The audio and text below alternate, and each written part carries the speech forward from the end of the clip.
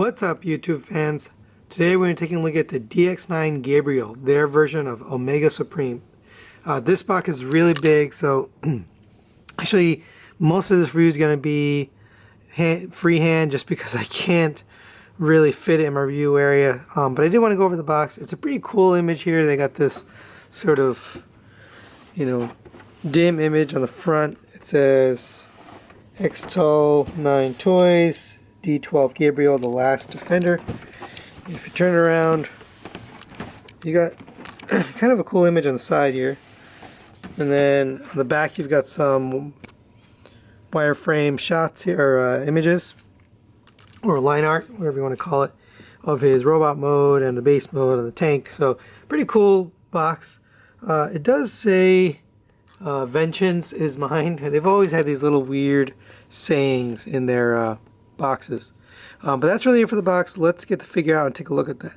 Before I move on to the figure, I just wanted to show a couple of the things. It comes with a manual. It's not the best manual. The instructions are very brief. It doesn't really go over features or anything. It does show you to go from robot mode to base mode. You do have a nice preview. Well, back when this came out, this was a preview of their version of Breakdown here. And it did change quite a bit from the final, but they did have that. And that's really it. There's not a lot to that book. But you do get a nice collector's cards. I really like these collector's cards. I've always liked the DX9 cards. I love the G1 look to them. Yeah, this is good. This hits my nostalgic spot.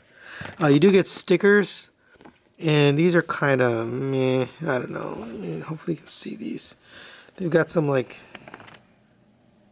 details. I don't know. It doesn't tell you where to put them. It's just kind of up to you, and I really don't want to be putting stickers on. It's okay, but it's nice that they give it to you. You do get the extra face here. Then finally you get a poster, which a lot of the DX9 ones come with. This one unfortunately has been kind of damaged due to the way they package this. They put it right on top of the figure, so it gets kind of poked. But again, really cool artwork. All of these have actually been kind of cool. They had one with Carrie, and they had another one, I think, with their version of Galvatron. But these posters are really kind of neat. So I'm happy they give you this stuff. I haven't hung these up. I probably should. I should get these flattened out and hung up. But I like these little things. So that's really it for the extra accessories. So here it is in base mode. I'm going to try to give you a nice view of this. And it really is big. So this takes up an entire desk. This is my sort of display / review area. Since we pretty much always use the Blue Streak figure, let's get him in here so you can take a look. There's Blue Streak. Next to the tank, the tank is massive. So I like this scale. Looks pretty good. I don't know. This is not really Masterpiece scale. You can't make this guy Masterpiece scale, to be honest. It would be way too big. But the size is really good. I like the size of this. Let's take a look on this side. Here's the other side of the tracks. It's got some nice details and stuff like that. The tracks look really good. They fold out into this, obviously, from his wings. But they've got some nice little details, like these little accents and stuff. You got the little yellow pieces here and there. Here's a rocket. Let's take a look at the rocket. So the rocket's got some detail on it. Got some silver paint, almost gunmetal metallic paint. And then you got this actual ramp here that does fold up. You can fold up this here, and you can push this in. The easiest way to get this out is to pull from the bottom and the top kind of at the same time. Otherwise, it's really hard to get these out. If you pull it just from the top, it just gets stuck. So you kind of got to work out both the top and the bottom at the same time. By the way, there's another ramp up here. I don't know what the value, the purpose of that is, but there's also a ramp up here just to show you. You can take that out. It's kind of hard to do with one hand, but you can take this ramp out, and it goes to nowhere because it's up top here, so I'm not sure what you're going to do with this, but it's there. You do have the light up feature on the top of this. Unfortunately, mine doesn't work.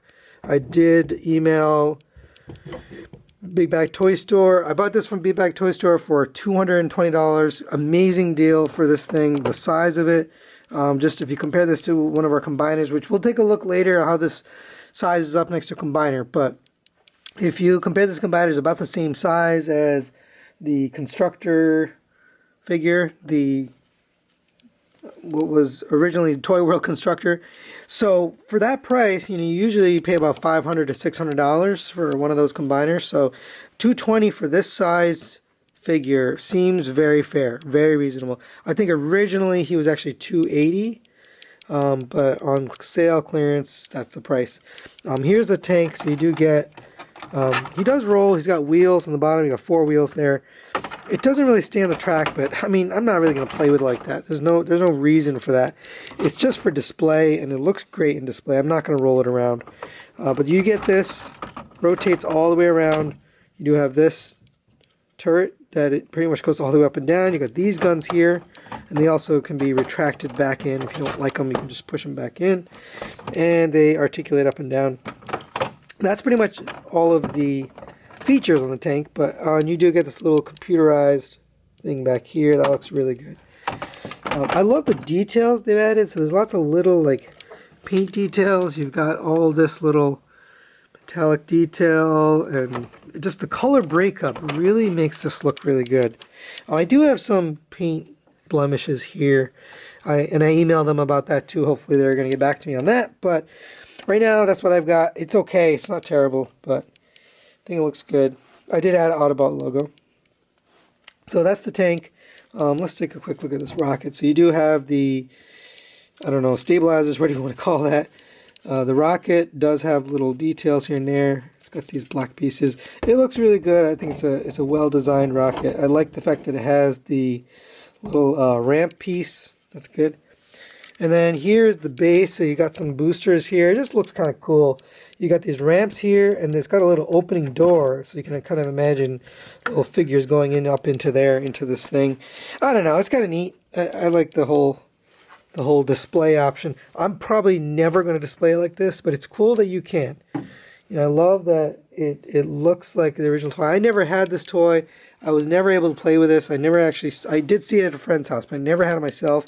Having this as an adult, in an adult version, it's such a nostalgic feeling to play with something like this, because this is something you never really got. This was kind of a the one friend on the block that had something like this.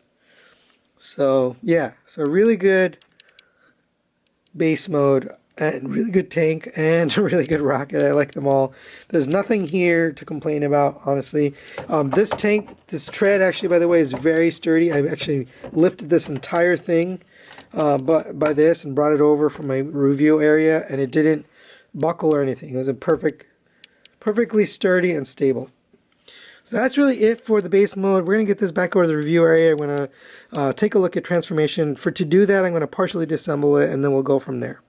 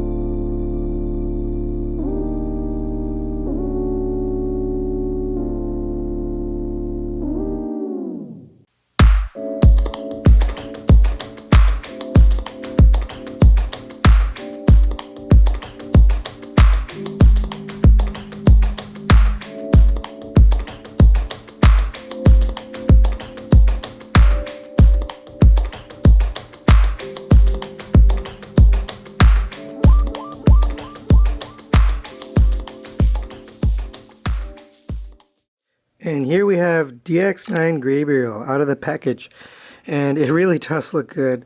I'm going to give you kind of a close-up kind of the whole figure here. I am going freehand because it's just too big for my review area and I can't really get a good angle on it, so this is really the best way for me to take a look at it. And you can see a lot of the detail. There's a lot of little paint accents like this. On the arms you got little paint accents. I mean, it really comes through on the chest here. I did apply an Autobot logo. There are some paint blemishes here, but it's not too bad. Overall, just a really good robot mode. You can open this up, and there's his face sculpt. He does have an alternate face. We'll take a look at that in a little bit. But I love the look of this head. I love that it also pops up. We will take a look at articulation, but he has very good articulation on the head because he has this pop-up neck. You can also push it down if you like it flat like that, but really good articulation there on the head because he needs to be able to look down with the size of the figure he is. He does tend to lean back a little bit, so let's just take a look all around. He does tend to lean back just a little bit. Now, he's not falling down, but it is leaning a little bit back. Now, the thigh swivel kind of helps with that, but right now I can't get my thigh swivel to work. So he's leaning back a little bit more than I'm comfortable with. I hope I can kind of fix that. I saw there's a fix for the thigh swivel. The thigh swivel definitely helps. It helps get him a little bit more stable. He does have nice flat sitting feet. You know, these feet have a really good ankle tilt, so that helps. But all in all, a really good looking robot mode. So we covered the head. You know, it does swivel all the way around, goes up and down, up like that, but you're never going to really up. You really need to use the down. Very nice head sculpt. You do have a rotation at the bicep. You have a rotating shoulder pad here, which allows the arm to go as far up as you really want. Ratcheted bicep there. You have a swivel at the elbow. It's really tight. And then you have a elbow joint. It gets you 90 degrees. It's really tight. Let's see if I can actually get it to turn while holding the camera. That's pretty tight. So it is all greased up in there. You can kind of see all the lubricant to help it move, which is good. It's just sometimes you end up getting it on your hand, so you want to be careful. Wipe that out. Make sure you don't get it on the figure. Now you do have this hand, which has articulation at this joint and then articulation at this joint. So get his hand really closed up and holding stuff. It actually is very nice. You do have a light up feature here, so it can light up that.